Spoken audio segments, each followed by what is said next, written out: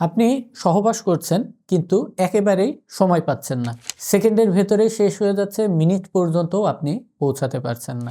আপনি আসলে দুর্বল নন এবং আপনি অসুস্থও নন, আপনি আসলে শুধুমাত্র একটি চিকিৎসাযোগ্য যৌন সমস্যার মধ্য দিয়ে যাচ্ছেন, যেটি কিন্তু খুব বেশি জটিলও নয়। যদি আপনার ক্ষেত্রটা এমন হয়ে থাকে যে সময় স্বল্পতা ছাড়া আপনার ভেতরে আর খুব বড় অন্য কোনো শারীরিক লক্ষণ নেই, আপনার খাওয়া দাওয়া, ঘুম, প্রস্রাব পায়খানা এই সব কিছুই স্বাভাবিকের ভেতরে আছে, সেক্ষেত্রে কিন্তু আপনার ভয় পাবার বা ঘাবড়াবার কোনো বৈজ্ঞানিক যুক্তিকতা নেই। এবং এই জাতীয় সমস্যাটা কিন্তু আসলে সমাজের খুব বড় রকমের একটা পুরুষরাই জীবনের কোনো না কোনো সময় কিন্তু ফেস করে থাকেন।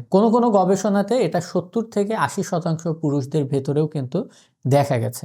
তো যেই জিনিসটা এত বেশি কমন, সেটা নিয়ে কিন্তু এত বেশি ঘাবড়াবার বা ভয় পাবার কোনো যৌক্তিকতাই নেই।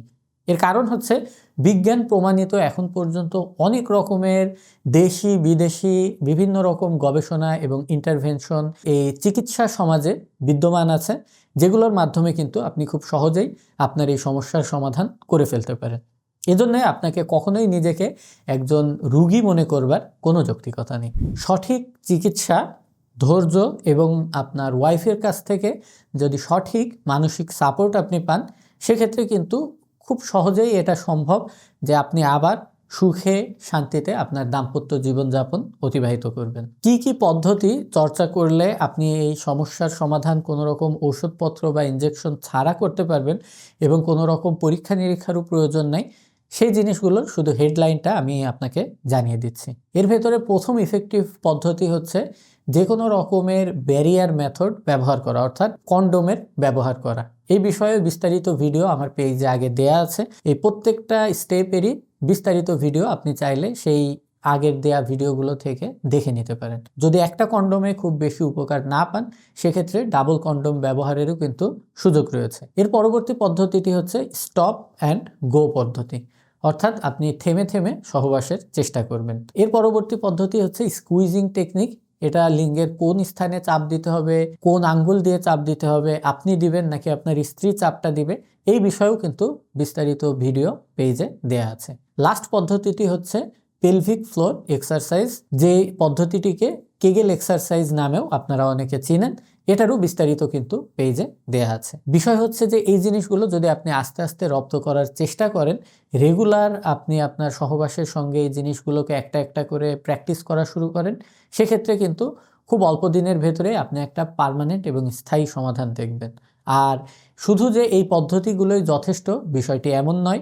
এর সঙ্গে আপনাকে আপনার পারফরমেন্স প্রেশার কমাতে হবে, অর্থাৎ প্রি পারফরমেন্স অ্যাংজাইটি ডিসঅর্ডার নামেও একটি সমস্যা আছে, যেটির কারণেও কিন্তু এই সময়ের স্বল্পতা দেখা দেয়।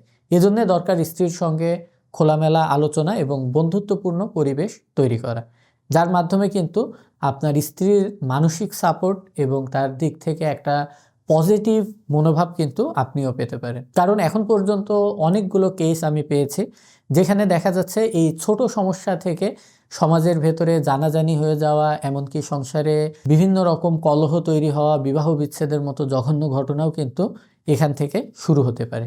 এই কারণে নিজেদের ভেতরে বোঝাপড়া এবং বন্ধুত্বপূর্ণ পরিবেশ তৈরি করাটা কিন্তু একটা ডিভোর্সের মতো খারাপ ঘটনাকেও ঠেকাতে সক্ষম। মনে রাখবেন, সহবাস মানেই কিন্তু শুধুমাত্র সময় নয়, এখানে স্পর্শ, আবেগ, ফোরপ্লে এরকম বিভিন্ন রকম বিষয় কিন্তু জড়িত থাকে, যার কারণে আপনি আপনার চিন্তাভাবনাটাকে, আপনি আপনার গুরুত্বটাকে কোন জায়গাতে কেন্দ্রীভূত করবেন, এটা কিন্তু একটা অনেক বড় সিদ্ধান্ত। এবং এই সিদ্ধান্ত নিতে আপনি যদি ভুল করেন, আপনি যদি শুধু পেনিট্রেটিভ সেক্সটাকে অর্থাৎ যোনিপথের সহবাসটাকেই গুরুত্বপূর্ণ মনে করেন, তাহলে কিন্তু আপনি বারবার ব্যর্থ হবেন। আল্লাহ তাআলা আপনাকে মানসিক প্রশান্তি দান করুক এবং আপনার দাম্পত্য জীবনকে সুখ এবং শান্তিতে ভরে দিক।